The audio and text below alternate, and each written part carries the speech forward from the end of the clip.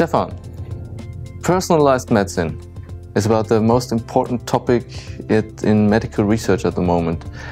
How are you addressing the topic within visual computing and image-based computing?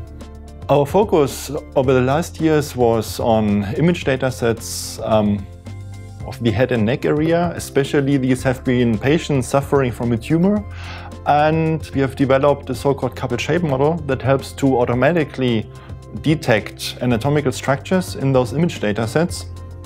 And during the last 2 years, we've been focusing especially on the analysis of lymph nodes and tumors in the neck, especially.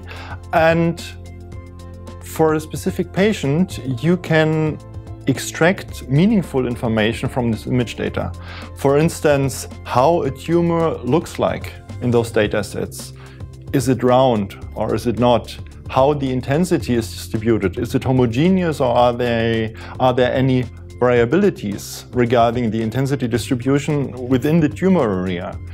And those parameters can help to better understand how the individual patient compares to other patients also suffering from a similar tumor.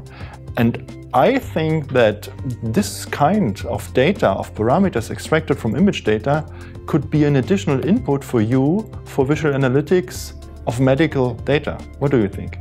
That's right.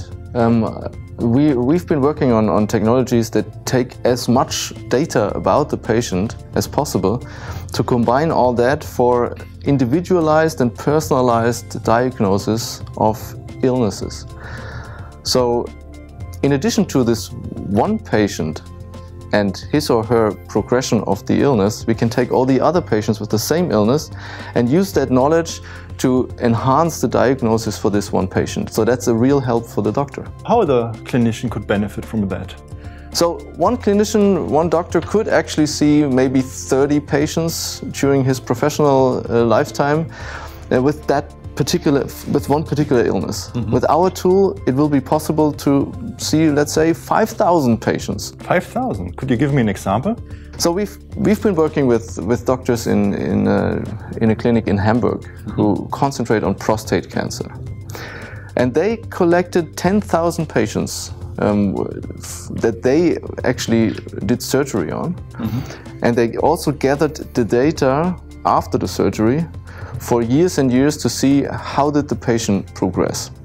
So the PSA value, all the blood values that they had, all the diagnosis they did. So they have all this data for each individual patient. So now they can look at one patient to see in a graphical way the progression of this one patient through time. But they can also compare this one patient to all the other patients. Yeah. And especially interesting is to see the one patient in relation to similar patients. Translated to the patients suffering from a tumor in the head and neck area, if we provide you this image extracted parameter sets and you have for those patients additional data available, I think this would be a good way of bringing together our two expertises. Absolutely. Yeah. So the image-based data in the head and neck area combined with metadata, the age of the patient, how many cigarettes he smoked, or the alcohol intake. Yeah. All this can be combined to have an individualized picture of this one patient, and this would help doctors a lot to understand what is going on with this one patient. Yeah, and since we have quite generic approaches, this means we can easily switch to different parts of the human body, to different diseases, and also apply it to any possible kind of data. For the benefit of many doctors in many areas. Yeah, and the well-being of the patient.